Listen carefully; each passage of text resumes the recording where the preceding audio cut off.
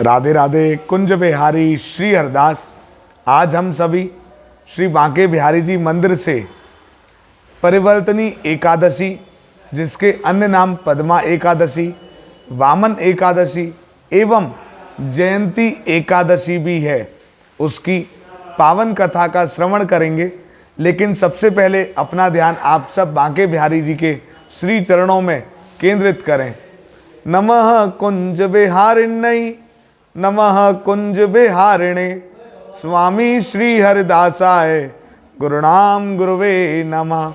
राधा मेरी स्वामिनी, मैं राधे जू को दास, जन्म जन्म मोहे दीजियो, श्री वृंदावन को वास। सब द्वारन को छोड़ के आई तेरे द्वार, हे वृषभान की लाडली, सबकी ओर निहार। आप बड़े ही प्रेम से कथा का श्रवण करें और इस वीडियो को शेयर भी कर दें, ताकि अन्य भक्त भी एकादशी की पावन कथा का श्रवण करें।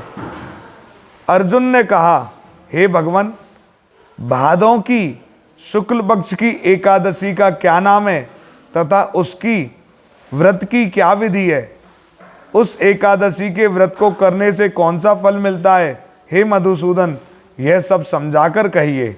भगवान श्री कृष्ण बोले, हे अर्जुन, भादो मास के शुक्ल पक्ष की एकादशी को परिवर्तनी एकादशी, जयंती एकादशी एवं वामन एकादशी भी कहते हैं।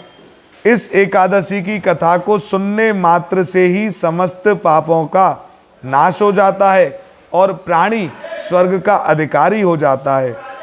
इस जयंती एकादशी की कथा से नीच पापियों का भी उद्धार हो जाता है।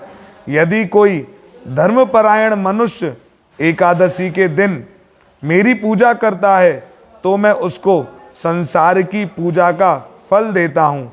जो मनुष्य मेरी पूजा करता है उसे मेरे लोक की प्राप्ति होती है, इसमें किंचित मात्र भी संदेह नहीं है।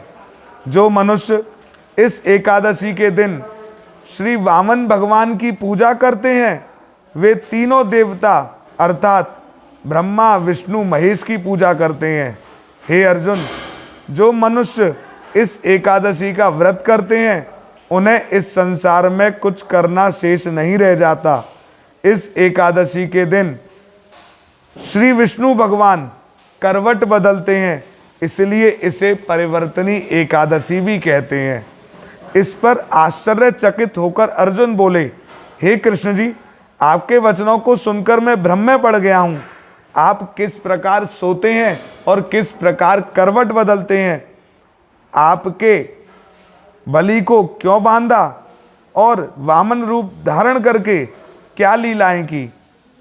चातुर्मास व्रत की विधि क्या है तथा आपके शयन करने पर मनुष्य के क्या कर्तव्य हैं, सो आप विस्तार पूर्वक कहिए। श्री कृष्ण भगवान बोले, हे अर्जुन, अब तुम पापों को नष्ट करने वाली इस कथा का श्रवण करो। त्रेता युग में बलि नाम का एक दानव था। वह अत्यंत भक्त, दानी, सत्यवादी तथा ब्राह्मणों की सेवा करने वाला था। वह सदैव यज्ञ तप आदि किया करता था। अपनी इसी भक्ति के प्रभाव से वह स्वर्ग में इंद्र के स्थान पर राज्य करने लगा। इंद्र तथा अन्य देवता इस बात को सहन नहीं कर सके और भगवान के पास जाकर प्रार्थना करने लगे। अंत में मैंने वामन रूप धारण किया और तेजस्वी ब्राह्मण बालक रूप में राजा बलि को जीता।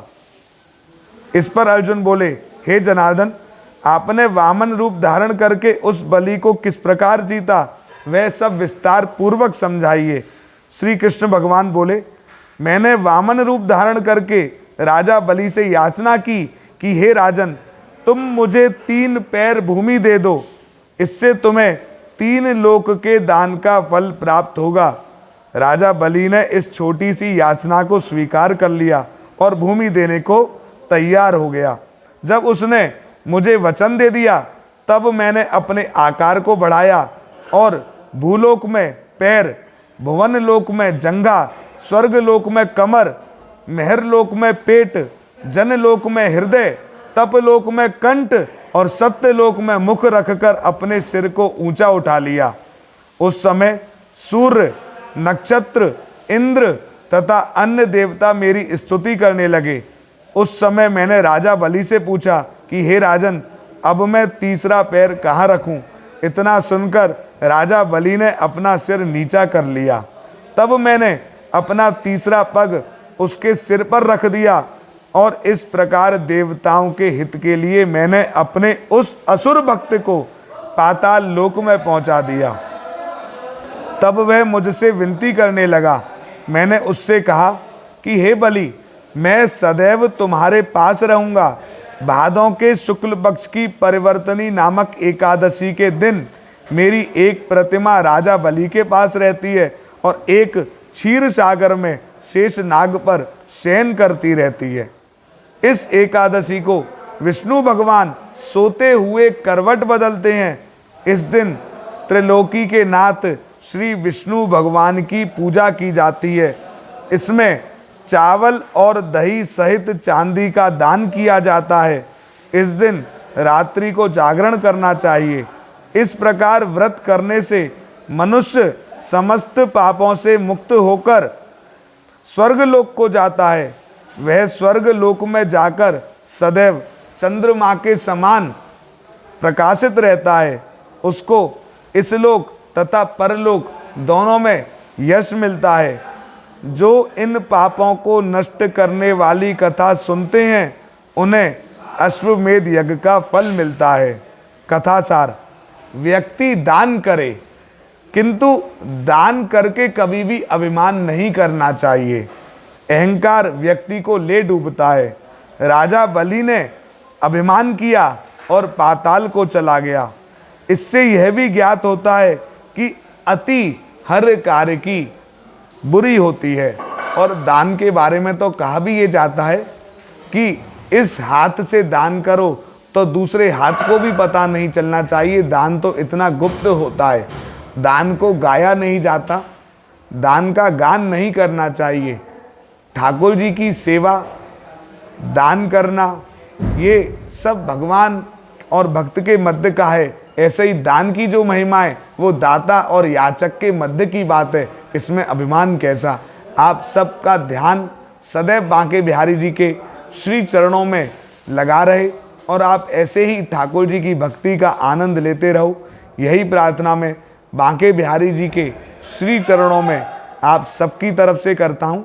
आप इस वीडियो को ज़्यादा से ज़्यादा शेयर करना और यदि अभी तक आपने हमारे Facebook page Banke Bihari temple एवं यूट्यूब चैनल श्री बांके बिहारी जी को सब्सक्राइब नहीं किया है तो सब्सक्राइब करें। साथ ही हमारी इंस्टाग्राम आईडी श्री बांके बिहारी जी से भी जुड़ें और ऐसे ही भक्ति का आनंद लेते रहें, ऐसे ही लाइव आरती का आनंद लेते रहें। श्री कुंज बिहारी श्री हरदास।